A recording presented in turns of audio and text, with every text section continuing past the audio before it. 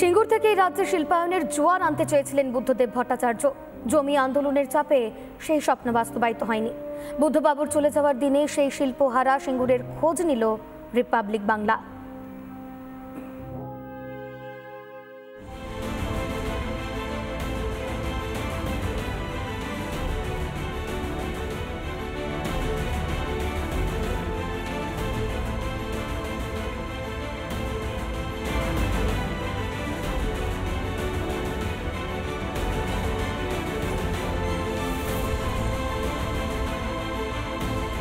মে 2006 এক প্রেস বিজ্ঞপ্তি জারি করে টাটা মোটরস জানিয়ে দিয়েছিল ঠিক আমার পেছনে যে জায়গাটা দেখছেন এখানেই তারা ন্যানো কারখানা করবে।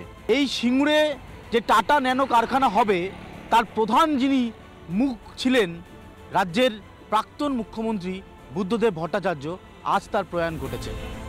টাটা গোষ্ঠীর হাত ধরে সিঙ্গুরে শিল্পায়নের স্বপ্ন দেখেছিলেন বুদ্ধবাবু, কিন্তু জমি আন্দোলনের জেরে সিঙ্গুরের মাটিতে শিল্প করা সম্ভব হয়নি। তিনি চেয়েছিলেন যে রাজ্যে শিল্পের সম্ভাবনার বীজ পুঁততে, যা শুরুটা করতে চেয়েছিলেন এই সিঙ্গুর থেকে। যে সিঙ্গুরে এই মুহূর্তে আমরা দাঁড়িয়ে রয়েছি, ছবি একটুও বদলায়নি।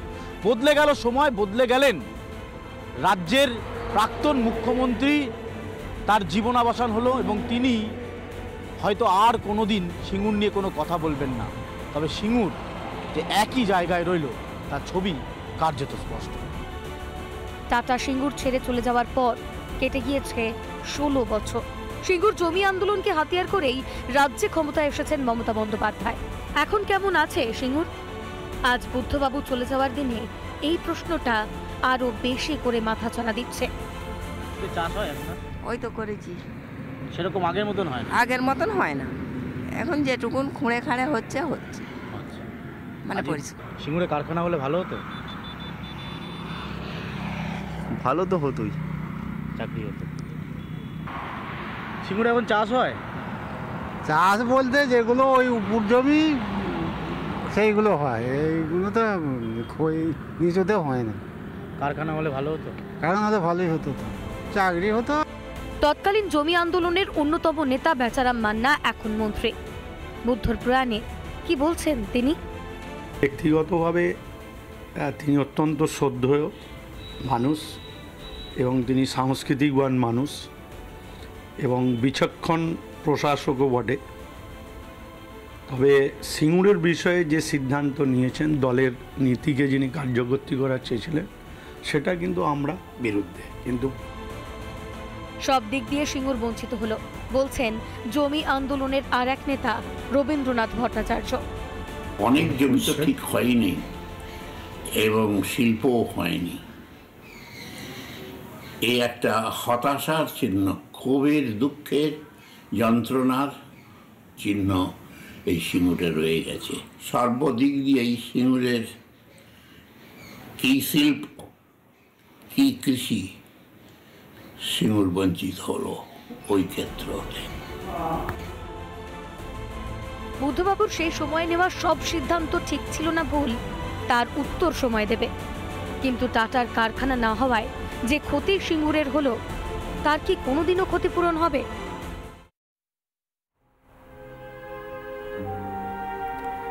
সালটা 1964। প্রেসিডেন্সির বাংলা বিভাগে স্নাতক স্তরে ভর্তি হলেন এক তরতাজা যুবক, বুদ্ধদেব ভট্টাচার্য। সম্পর্কে সুকান্ত ভট্টাচার্যর ভাইপো। সেখানে পড়াশোনা শেষ করে এবার গন্তব্য কলকাতা বিশ্ববিদ্যালয়। স্নাতকোত্তর স্তরে ভর্তি হন কলকাতা বিশ্ববিদ্যালয়ে। সেখান থেকেই রাজনীতির হাতেখড়ি বুদ্ধদেব ভট্টাচার্যের।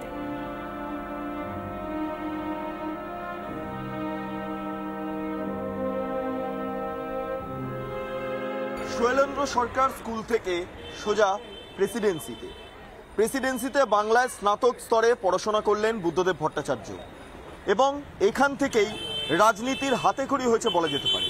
ছাত্র যুব আন্দোলনের সঙ্গে যুক্ত ছিলেন। এখানে যারা ছাত্রীরা ছিলেন তারা এই 60-এর দশকের যে উত্তাল বামপন্থী আন্দোলন, তার সঙ্গে কোথাও গিয়ে বুদ্ধদেব ভট্টাচার্য মিশে গিয়েছিলেন এবং এখানে বাংলায় স্নাতক পড়ার পর, এখানে সফলভাবে উত্তীর্ণ হওয়ার পর তিনি গেলেন কলকাতা বিশ্ববিদ্যালয়তে, সেখানে স্নাতকোত্তর স্তরে পড়াশোনা করলেন এবং এই কলেজ স্ট্রিটটাই কোনো একটা ক্ষেত্রে দাঁড়িয়ে তার কাছে একটা ঘর হয়ে দাঁড়িয়েছিল।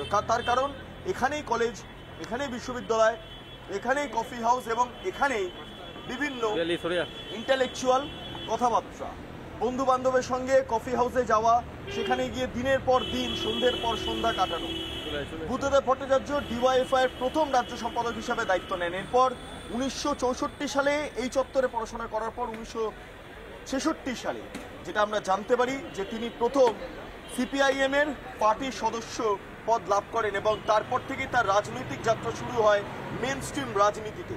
60-এর দশকে যখন ফ্রান্সে ছাত্রছাত্রীদের আন্দোলন চলছে, সেই সময় দাঁড়িয়ে প্যারিসে বিপ্লব দেখা যাচ্ছে ছাত্রছাত্রীদের, যখন গোটা বিশ্ব জুড়ে সোভিয়েত ইউনিয়ন বনাম মার্কিন যুক্তরাষ্ট্রের যে ঠান্ডা যুদ্ধ চলছে, তখন এই যে রাজনৈতিক প্রেক্ষাপট গোটা বাংলায় তৈরি হয়েছিল, সেই প্রেক্ষাপটের প্রায় যে চেখে দেখা বলা যেতে পারে, সেই প্রেক্ষাপটকে অনুধাবন করা এই বিশ্ববিদ্যালয় থেকে, এই কলেজ থেকেই শুরু করেছিলেন প্রাক্তন মুখ্যমন্ত্রী বুদ্ধদেব ভট্টাচার্য।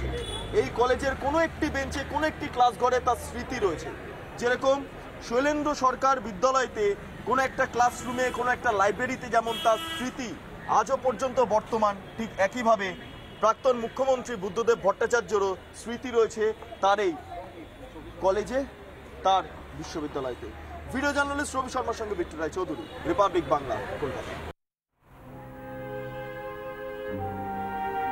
উত্তরবঙ্গের অন্যতম প্রধান শহর শিলিগুড়ি, আর এই শিলিগুড়ির সঙ্গেই যেন আত্মিক যোগ ছিল প্রাক্তন মুখ্যমন্ত্রী বুদ্ধদেব ভট্টাচার্যের। প্রায়শই এই শহরে যাতায়াত করতেন তিনি, তাই তো তাকে ঘিরে শিলিগুড়ি জুড়ে রয়েছে বহু স্মৃতি। বৃহস্পতিবার তার প্রয়াণে ভারাক্রান্ত কর্মী সমর্থক থেকে শহরবাসী। শিলিগুড়ির কোনায় কোনায় ছড়িয়ে বুদ্ধদেব ভট্টাচার্যের স্মৃতি। বাম আমলে উত্তরবঙ্গ তথা শহর শিলিগুড়ির অবজারভারের দায়িত্ব সামলাতেন তিনি। তখন শিলিগুড়িতে তার নিয়মিত যাতায়াত ছিল। রাজ্যের তৎকালীন মুখ্যমন্ত্রী তথা বর্ষিয়ান সিপিআইএম নেতা বুদ্ধদেব ভট্টাচার্যের হাত ধরে আজকের এই অনিল বিশ্বাস ভবন উদ্বোধন করা হয়েছিল। উত্তরবঙ্গ তথা শিলিগুড়ির দায়িত্বে ছিলেন তৎকালীন বর্ষিয়ান বাম নেতা অর্থাৎ সিপিআইএম নেতা বুদ্ধদেব ভট্টাচার্য। তারই হাত ধরে শিলিগুড়িতে বামেদের দুর্গ তৈরি করা। সালটা 2008। এই অনিল বিশ্বাস ভবন তৈরি হওয়ার আগে এক জরাজীর্ণ বিল্ডিংই ছিল পার্টি অফিস। মেরে কেটে 2 থেকে 3টি ঘর নিয়ে চলত পার্টির কাজ। সেই অফিসেই বুদ্ধবাবু মিটিং করতেন জেলার দলীয় নেতা কর্মীদের সঙ্গে। আর বুদ্ধবাবু এলেই ডাক পড়ত চা বিক্রেতা হরিপদ দাসের। কেটলি চায়ের কাপ হাতে পৌঁছে যেতেন মিটিং রুমে। একদম স্পষ্ট দেখেছি বরংসভাবে চা মিটিং হয়তো চা দিয়ে আসতাম।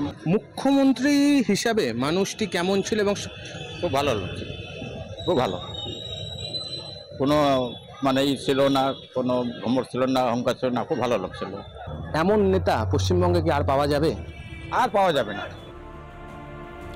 পরবর্তীতে তৎকালীন মুখ্যমন্ত্রী বুদ্ধদেব ভট্টাচার্যের চেষ্টায় শিলিগুড়ির হিলকার্ড রোডে তৈরি হয় ঝাঁ চকচকে ভবন।